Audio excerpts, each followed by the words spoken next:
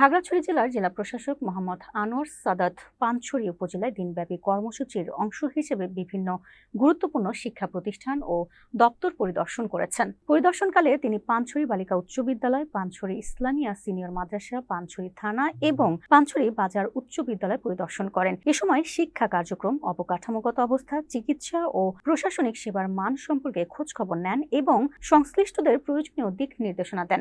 এরপর উপজেলা পরিষদের জেলা প্রশাসক মোহাম্মদ আনোয়ার সাদাতের সাথে এক মতবিনিময় সভা অনুষ্ঠিত হয়, যার সভাপতিত্ব করেন পানছড়ি উপজেলা নির্বাহী কর্মকর্তা ফারহানা নাসরিন। মতবিনিময় সভায় উপস্থিত ছিলেন পানছড়ি ব্যাটালিয়ন ৩ বিজিবি এর প্রতিনিধি, রাজনৈতিক দলের নেতৃবৃন্দ, গণমাধ্যম ব্যক্তি, হেডম্যান ও কাবারিগণ এবং স্থানীয় সাংবাদিকরা। মতবিনিময় সভায় উপস্থিত ছিলেন পানছড়ি ব্যাটালিয়ন ৩ বিজিবি এর প্রতিনিধি, উপজেলা পর্যায়ের বিভিন্ন দপ্তরের প্রধানগণ, রাজনৈতিক দলের নেতৃবৃন্দ, গণ্যমান্য ব্যক্তিবর্গ, হেডম্যান ও কারবারিগণ এবং স্থানীয় সাংবাদিকরা।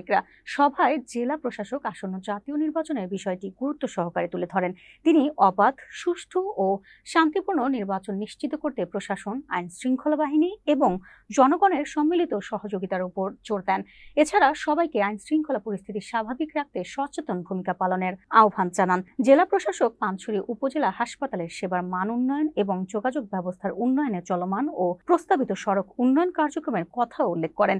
তিনি জানান, পানছড়ি এলাকায় মানুষের স্বাস্থ্যসেবা ও যাতায়াত সুবিধা বাড়াতে সরকার আন্তরিকভাবে কাজ করছে। মতবিনিময় সভায় অংশগ্রহণকারীরা উপজেলার শিক্ষা, স্বাস্থ্য, যোগাযোগ, আইন শৃঙ্খলা ও উন্নয়ন সংক্রান্ত বিভিন্ন সমস্যা ও সম্ভাবনার কথা তুলে ধরেন।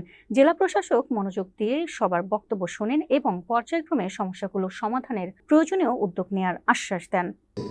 আমাদের নির্বাচনের বেশ কিছু আচরণ বিধি রয়েছে, সেই আচরণ বিধিগুলো প্রতিপালন করতে গিয়ে আমাদের অনেক বিষয় আমাদেরকে লক্ষ্য রাখতে হয়। আমরা সবাই চাই, আমার বিশ্বাস যে এই জাতির, আমাদের এই দেশের প্রত্যেকটি নাগরিক চান সুষ্ঠু, সুন্দর, অংশগ্রহণমূলক, নিরপেক্ষ একটি নির্বাচন এই দেশে অনুষ্ঠিত হোক।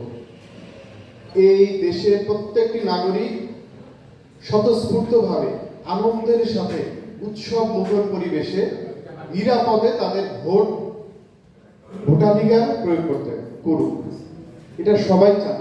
কিছু বিচ্ছিন্ন ব্যক্তিবর্গ থাকতে পারে, বিচ্ছিন্ন মানুষ থাকতে পারে, যারা এর বিপক্ষে অবস্থান নিতে পারে। তাদের জন্য আমাদের দেশের আইন শৃঙ্খলা রক্ষাকারী বাহিনী, আমরা সবাই, প্রশাসনে সবাই সজাগ। এবং আমি আপনাদের নিশ্চয়তা দিচ্ছি যে আমাদের এই নির্বাচন, এই জেলার নির্বাচন সম্পূর্ণভাবে নিরপেক্ষ, অংশগ্রহণমূলক এবং স্বতঃস্ফূর্তভাবে অনুষ্ঠিত হবে।